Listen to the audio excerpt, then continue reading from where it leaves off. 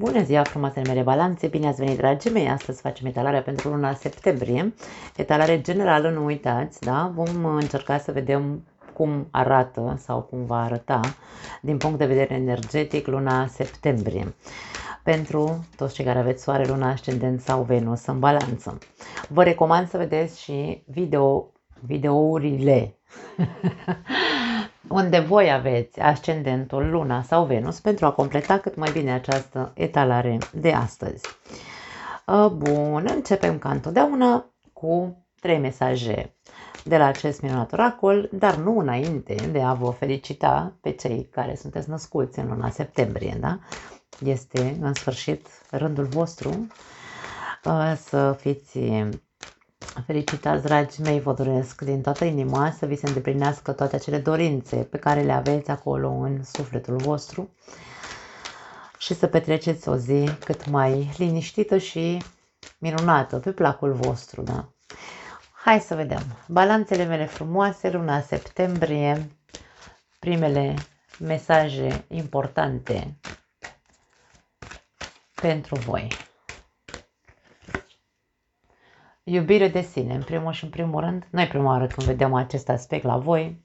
Insistă, dacă tot insistă să iasă mesajul ăsta, rămâneți acolo, da? Rămâneți pe unda iubire de sine.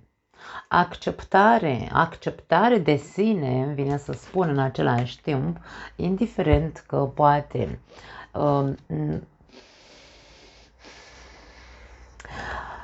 fiecare dintre noi greșim în această viață, dragii mei. Luăm câteodată decizii care nu ne aduc rezultate benefice, care probabil ne fac mai mult rău decât bine. Indiferent ce decizie ați luat pentru voi, nu contează când în această viață și vă costă să treceți peste, vă costă să acceptați acele consecințe, de ce nu poate să fie, aici e ca și cum nu mai contează nimic decât tu, atât, acceptă ce s-a întâmplat, acceptă-ți comportamentul, reacțiile, acceptă-te și iubește-te cu bune și cu rele și fericire, foarte frumos. Aici e ca și cum ți se spune că meriți să fii fericit. Și probabil că nu vei atinge această fericire. Fericirea nu are o definiție. Pentru fiecare dintre noi fericirea înseamnă altceva. Important e să ajungi în momentul în care tu să te simți împlinit din punct de vedere emoțional. Dar ca tu să ajungi aici să te simți împlinit, fericit, în felul în care ce înseamnă pentru tine fericirea, acceptă tot ce s-a întâmplat în viața ta, treci mai departe, dar nu uita că este vorba despre iubirea de sine. Tu poți, ți se spune. Mesajele sunt foarte clare, dragii mei, pentru voi. Foarte interesant. Hai să vedem ce spune tarotul. Nu ne vom concentra pe nimic în concret, adică nu vom vorbi despre iubire, nu vom vorbi despre bani sau altceva. Voi încerca să fac interpretarea la un nivel general, da? Hai să vedem ce spun cărțile de tarot pentru voi, pentru luna septembrie și cum vom putea conecta aceste minunate mesaje cu cărțile de tarot.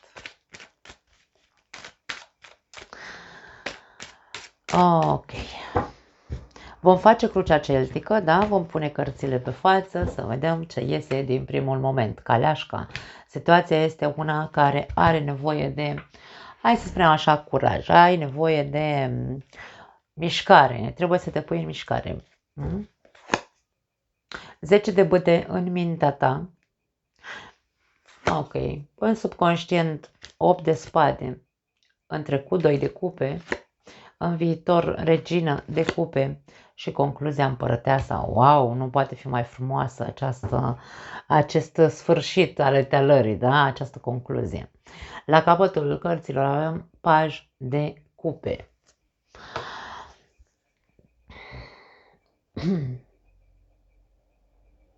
Acum, cum primul mesaj a fost iubire de sine, Tot etalarea asta se concentrează pe iubirea de sine. Da? Avem aici. În primul și în primul rând, ca și cum ți se spune, nu mai polariza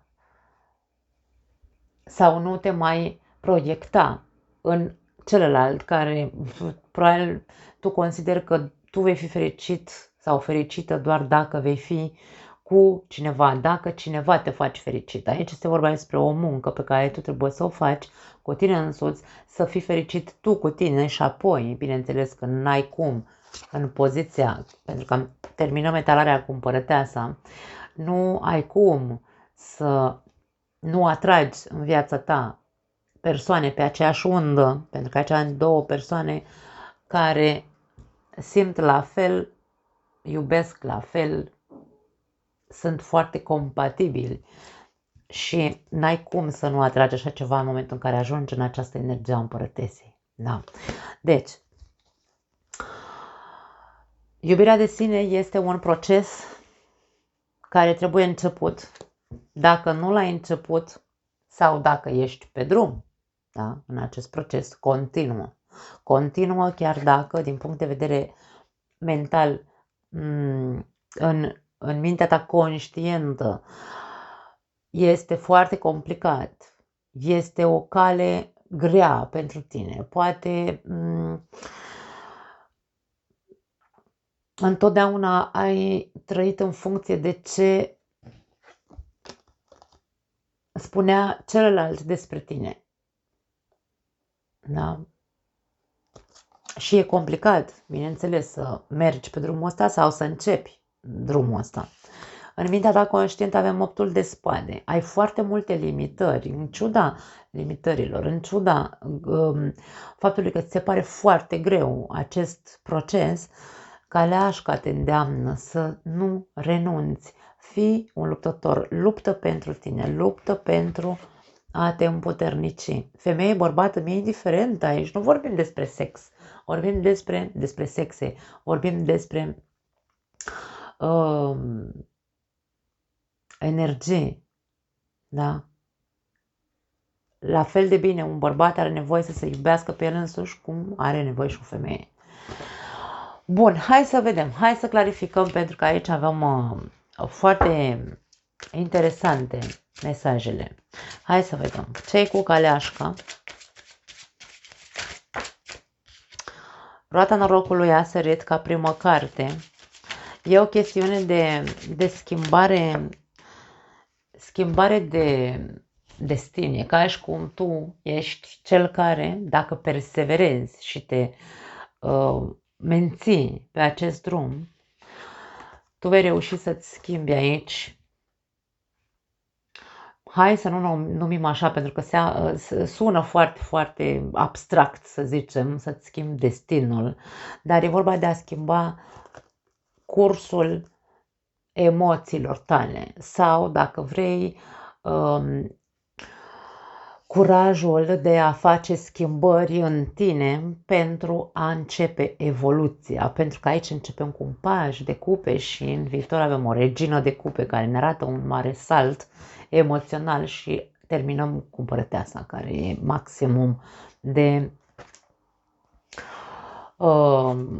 încredere în sine, maximum de iubire, maximum de generozitate, fără să aștepte, pentru că știe ce merită în această viață, această energie. Când ajungem în energia împărătesei, suntem împuterniciți din punct de vedere emoțional, personal, da? Nu mai așteptăm nimic de la altcineva. Sau nu mai acceptăm jumătăți de măsură sau nu mai acceptăm ceea ce înainte acceptam sau așteptam ca celălalt să mă facă fericit. Acum eu sunt fericire, ca să zicem așa. Da. Foarte interesant. Deci este un proces în care tu trebuie să intri. Să intri ieșind, îmi vine să spun, atenție. Pentru unii dintre voi, acest proces se începe ca să se iasă din roata repetitivă pe care, nu știu, comportament repetitiv din punct de vedere emoțional. Intram în relații sau eram tot timpul eu cel mai vulnerabil sau cel puțin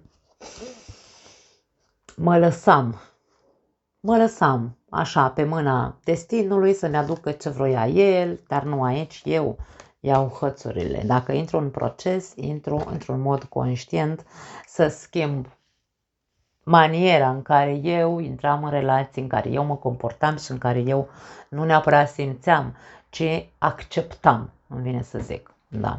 Hai să vedem ce cu 10 de bute din mintea ta conștientă. 10 de bute este și el un final,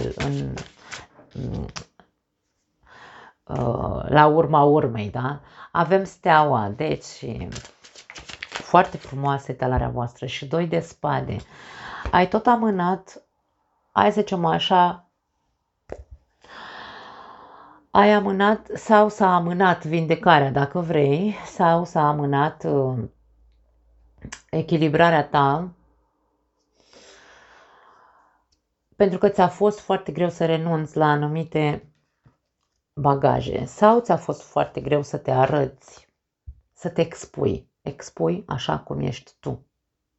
Să-ți expui punctul de vedere. Da, aici avem foarte multă sinceritate în cartea Steaua.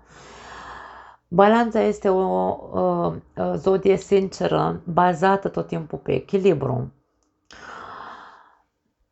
Dar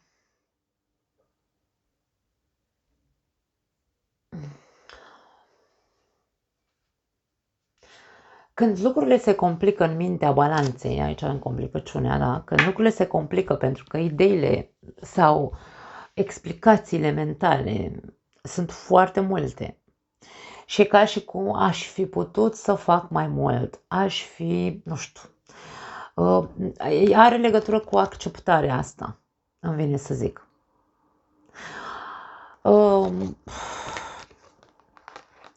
Aș fi putut să depun eforturi mai multe, să mă deschid către celălalt, pentru că aici avem o închidere, da?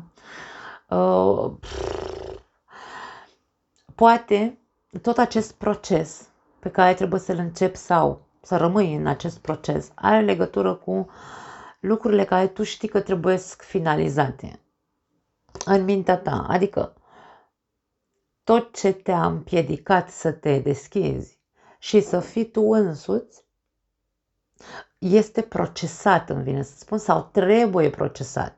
Gândește-te la cât de multe lucruri, cu cât de multe lucruri te-ai stresat tu din punct de vedere mental în ceea ce te privește pe tine, în comportamentul tău față de restul lumii, de deciziile pe care le-ai luat, ce este ceea ce nu poți accepta la tine, ce nu poți accepta la ceilalți. Este un proces terapeutic aici foarte complicat, care nu mai trebuie amânat. Trebuie vindecat, eliberat.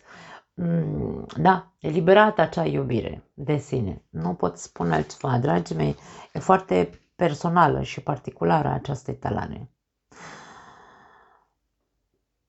Indiferent cât ți se pare de greu aici, se spune că tu poți. Tu poți.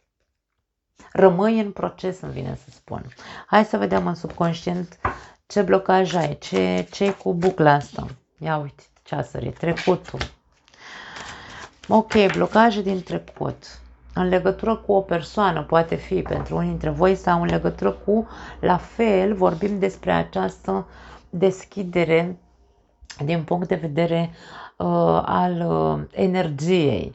E ca și cum niciodată, într-un mod inconștient aici, da? Vreau să rămână clar că într-un mod inconștient, poate foarte mulți dintre voi, nu v-ați permis niciodată, da? Aici era ca un fel de un blocaj intern specific pe... Dacă aici am zis originalitate, să te arăți așa cum ești, da?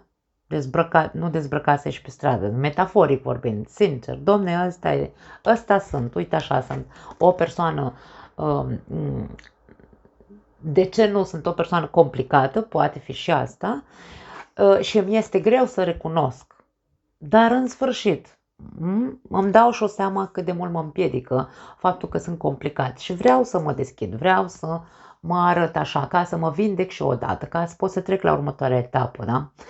Acum, dacă în subconștientul tău din totdeauna ce te-a blocat a fost această sinceritate și această complicăciune, o personalitate poate complicată, are legătură cu cum te vedeai pe tine. Pentru că regina de bâte, ea se recunoaște pe ea însăși. Ea știe, băi, dacă sunt complicată, sunt complicată. Uite, domne, asta sunt. Mama alta nu mai face, cum să zice, nu? Aici e vorba despre asta. Dar ți-a fost foarte greu întotdeauna să recunoști că și tu ai, nu știu,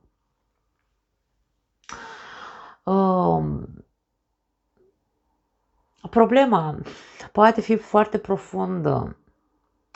Unii dintre voi poate fi în legătură cu sexualitatea sau cu magnetismul care fiecare dintre noi îl avem într-un fel sau altul. Egoismul, nu puteai să fii egoist, tu întotdeauna trebuie să fii așa, să încerci să fie pe egalitate.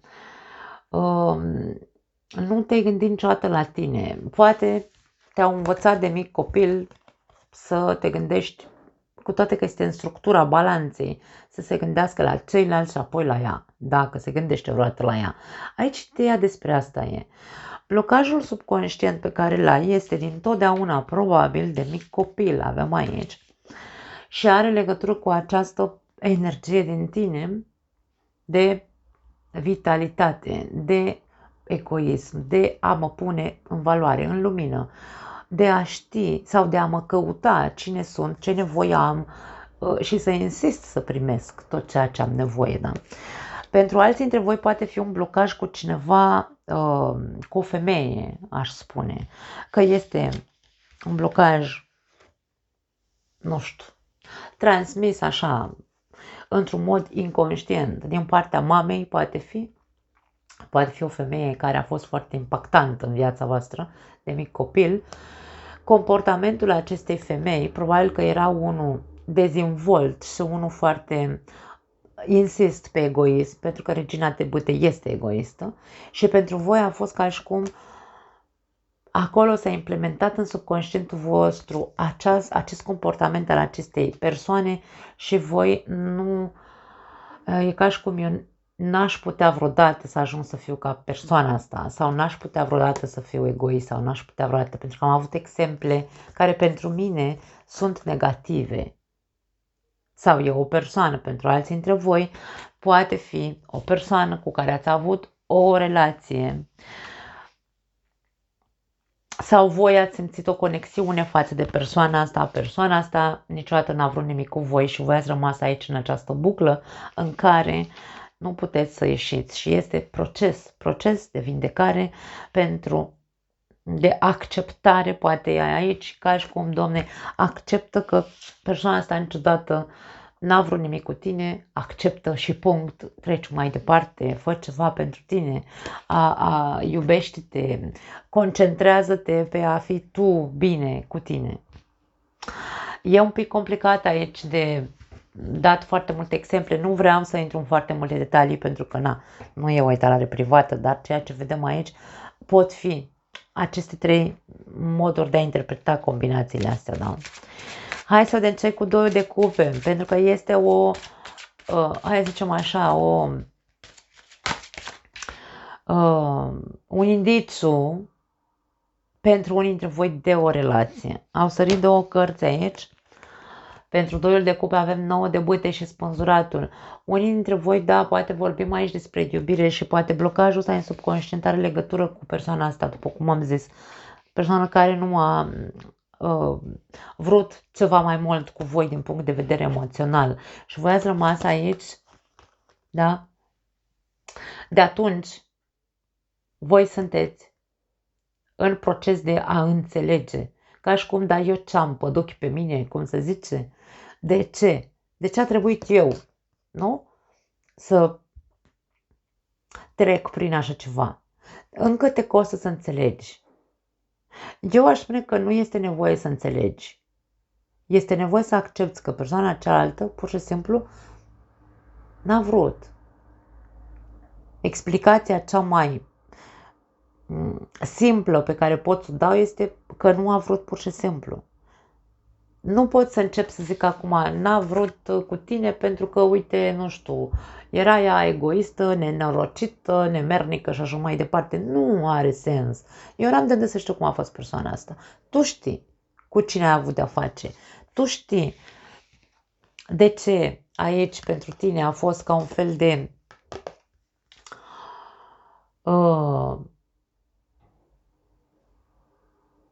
agățare emoțională, îmi vine să zic, de persoana asta. Tu știi, asta încearcă să înțelegi. De ce tu ai făcut o poveste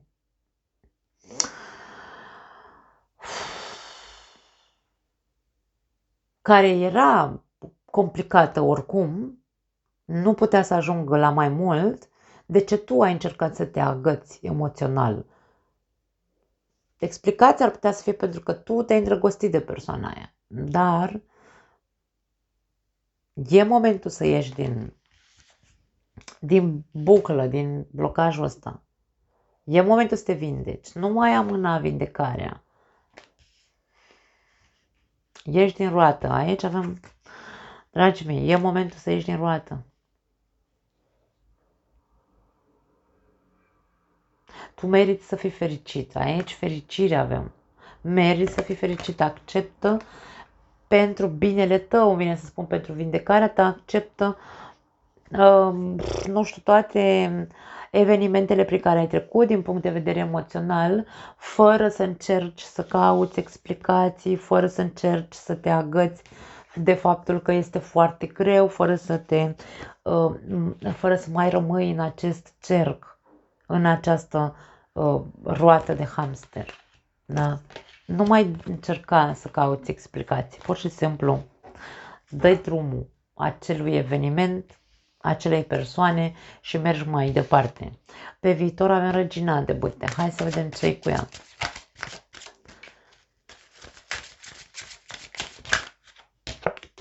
Wow! Rege de cupe, Regina de cupe, am zis Regina de Bâte, Regina de cupe. Regina de cupe, Rege de cupe și avem 4 de bâte, dragii mei. Deci viitorul sună extraordinar de bine pentru foarte mulți dintre voi. Ai, Doamne ajută să fie pentru toți. Cel puțin pentru toți cei care rezonați cu această situație. Da? Dacă tu intri sau rămâi în continuare, perseverezi în acest proces de a ieși din roata de hamster, a renunța odată pentru totdeauna la tot ceea ce ai tot cărat și ai tot amânat să eliberezi, da? În următoarele 3 luni de zile tu te vei pune într-un fel sau altul pe picioare, vei face un mare salt de la pași de cupe, cum am zis la început, la regina de cupe, care e ca și cum te maturizezi instantaneu sau te maturizezi în proces, te maturizezi pe drum, vei înțelege mult mai multe lucruri și le vei înțelege altfel. Sau le vei integra cel puțin în tine acele evenimente. Da? Dacă rămâi în acest proces pe care ți se cere, proces de iubire de sine, să ne înțelegem. Nu vorbim de terapie aici. Terapie am vorbit în alte etalări la voi. Vedem un rege de cupe și un 4 de bâte care ne spune că tu vei ajunge să cunoști pe cineva în următoarele luni, pe cineva pe aceeași undă cu tine, așa cum tu întotdeauna ți-ai dorit. Da? Avem aceeași conotație, 2 persoane cu 2 cupe, aceeași suită, 2 persoane care probabil au trecut prin lucruri asemănătoare în trecutul lor și cu care aici vei pune o structură, o bază a unei relații. Poate fi o persoană care e parte dintr-un grup de prieteni de-ai tăi, poate o cunoști deja această persoană.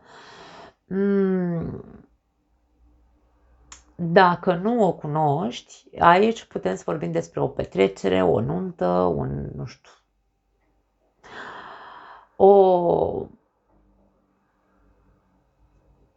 un eveniment la care vei merge, vei fi invitat și acolo probabil că o veți cunoaște. Da? Dar aici este vorba despre o construcție. Ceva între voi e ca și cum îți va spune inima vă va spune unul altuia că vă cunoașteți de undeva.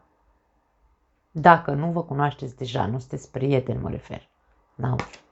Foarte frumos aici, deci este vorba doar de a te menține în proces. Nu a plecat, nu a ieșit de acolo. Nu ieși din proces. Procesul de acceptare, de eliberare, de vindecare, de a te duce către iubirea de sine. Împărăteasa, concluzia. Hai să vedem cu ce vine împărăteasa. 6 de spade și 8 de spade. Din nou vorbim despre o tranziție aici cu 6 de spade. 6 de spade este acea tranziție de la plec de la agitație, da? Aici avem apă învolburată cu valuri și mă îndrept, da? Îmi iau tot bagajul ăsta care trebuie să le liberez cumva, îl transform, s-a transformat, mă rog, în traume. Știu că niciodată nu o să scap de trecutul meu, este cel care este trecutul meu, dar îl iau cu mine și fac tranziția, da? Nu mai stau să mă agite acel trecut. Nu mai stau în blocajul care, da, se repetă aici, trecut. Conștientizez într-un fel sau altul că puterea ca eu să trăiesc cu trecutul pe care l-am avut stă în mâna mea. Puterea să trăiesc în atmosfera asta, dar în același timp în liniște, stă în mâinile mele. Da? Cum fac procesul de a ieși din această închisoare mentală, din acest blocaj care m-a tot ținut acolo? Bineînțeles, din nou vorbim despre hai să încerc să fac lucruri care îmi fac bine. De ce nu aici? Am putea să vorbim pentru foarte mulți dintre voi, ceea ce poate ajuta să depășiți și să faceți această tranziție, să ieșiți din acest blocaj, da?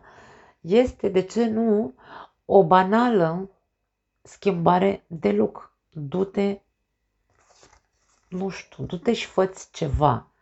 Fă-ți ceva la tine, în care tu să te uiți în oglindă și să zici: mamă, ce frumos ești, ce frumoasă ești, mă pup, mă iubesc.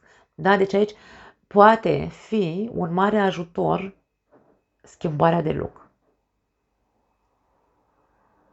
Nu are importanță ce fel de schimbare de look. Sau de ce nu aici vorbim despre împărăteasa, este Venus, este eleganța întruchipată, te reprezintă pe tine, balanța mea frumoasă. Tot ce este frumos și bun și nutritiv pentru tine, pentru corpul tău, pentru imaginea ta, pentru respectul tău de sine, hainele pe care ți le cumperi să fie cele care te avantajează, grija față de tine, față de corpul tău este foarte importantă. Deci aici a te pune în evidență, a-ți scoate toate calitățile lui Venus, da? Nu doar de a face pe plac sau a fi pe placul celorlalți, ci a fi pe placul tău. Începând cu această mică schimbare de look sau ați purta niște haine, ați cumpăra haine care să te avantajeze și să te pună și pe tine să te privești și să zici: băi, uite de ce am stat așa ca fraierul atâta timp, ca fraier atâta timp, aici am cuiat în cușca asta cu sacul în cap, nu m-am mai machiat de 5 ani, ca bărbat la fel, mă puneam niște șalvari pe mine, ieșeam nebărbierit, neparfumat, nu știu, habar n-am, fel și fel de lucruri în care atunci când suntem deprimați, să spunem, nu ne mai interesează cum arătăm, așa, da. Și aici este vorba despre asta. Concluzia este că tu, ca să ajungi să faci această tranziție și să ieși din acest blocaj, momentul este să-ți îndrepți privirea către tine în totalitate. Nu pot să zic altceva.